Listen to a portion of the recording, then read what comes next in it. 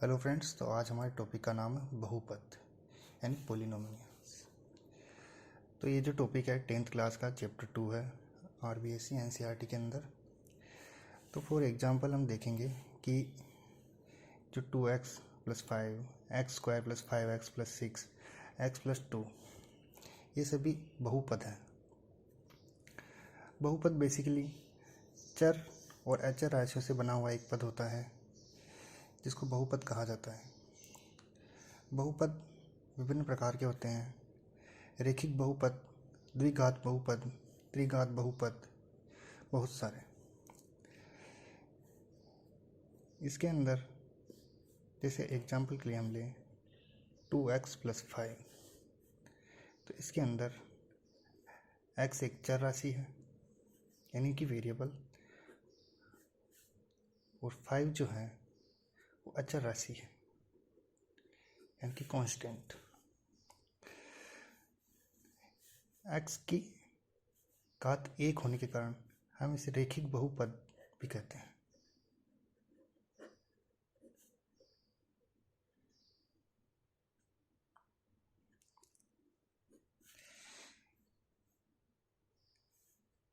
और यहाँ पे 2 जो है x का गुणांक है,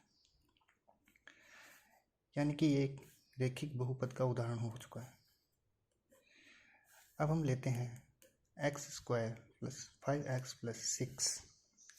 तो इसके अंदर x की घात देखी जाएगी तो x की घात जो है यहाँ पर x की घात 2 है, यानी कि ये द्विघात बहुपद है।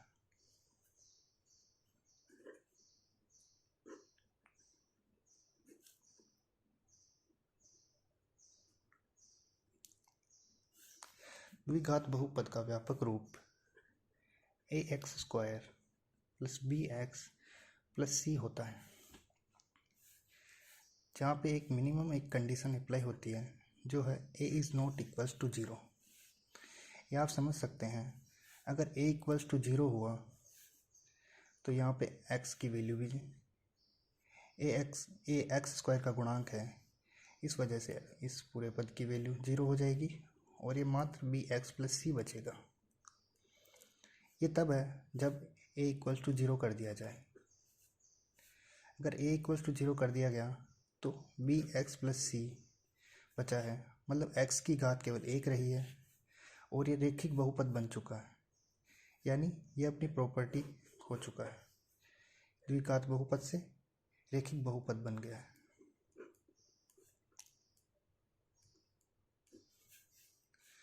अब त्रिघात बहुपद का व्यापक रूप देखते हैं, जो होता है ax³ + bx² + cx + z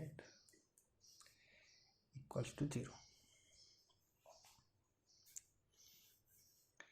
इसके अंदर भी मिनिमम एक कंडीशन यही अप्लाई है कि a ≠ = 0। इसका कारण अपन पहले ही ऊपर ये समझ चुके हैं कि ऐसा क्यों होता है।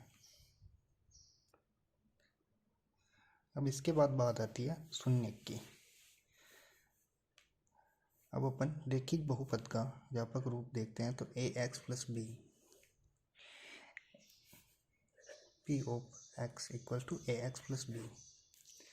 यहाँ पर x = k इसका एक शून्यक है, यानी कि ak + b = 0, यानी x का वह मान जिस पे p(x) की वैल्यू 0 हो जाए। रेखिक बहुपद की भांति ही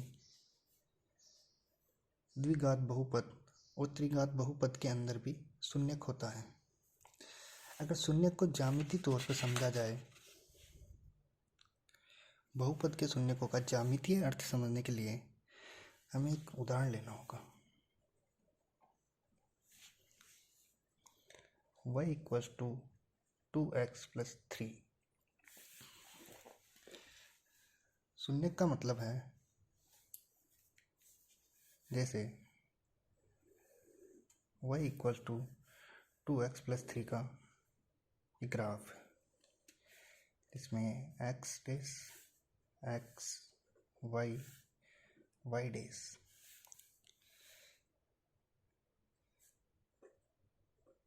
यहाँ एक कोई बिंदु है a, 0।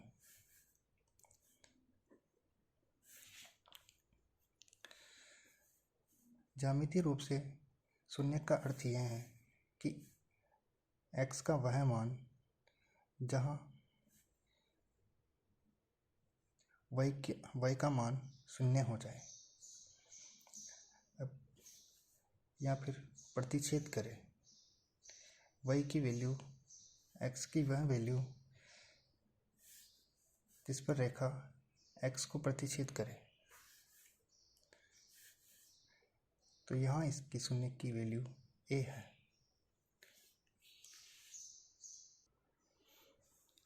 अब हम आते हैं प्रश्नावली 2.1 में।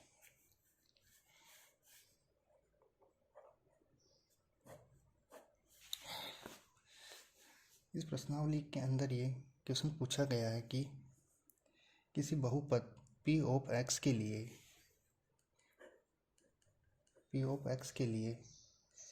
y equals to p of x का ग्राफ जो कि किताब के अंदर दिए हुए हैं, प्रत्येक स्थिति में p ऑफ x के शून्यकों की संख्या ज्ञात कीजिए। तो इसके अंदर जो प्रथम ग्राफ है वो इस तरह है।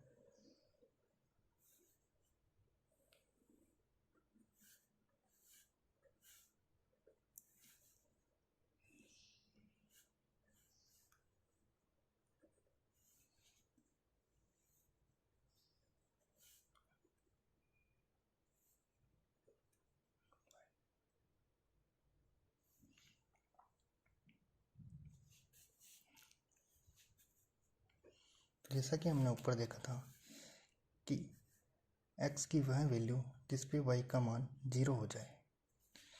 तो इसके अंदर ये जो रेखा है समीकरण से p ऑफ x से बनी हुई कि समीकरण से बनी हुई जो रेखा है ये कहीं भी x को प्रतिच्छेद नहीं करती है। मतलब इसके अंदर शून्य की संख्या 0 है।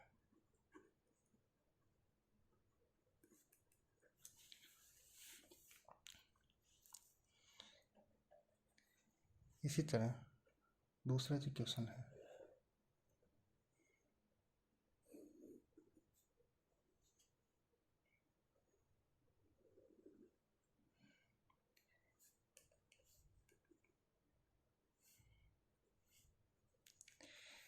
इसके अंदर जो हल्की जो रेखा है वो एक बिंदु पे प्रतिच्छेद करती है। x एक्सिस को एक बिंदु पे प्रतिच्छेद करती है, यानी शून्यकों की संख्या 1 है।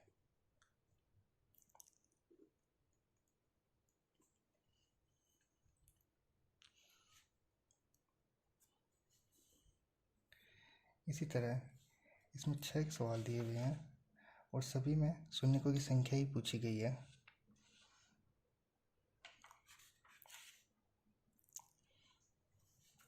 तो इसके अंदर 1, 2 और 3 जगह ये रेखा x को प्रतिच्छेद कर रही है, मतलब शून्यकों की संख्या 3।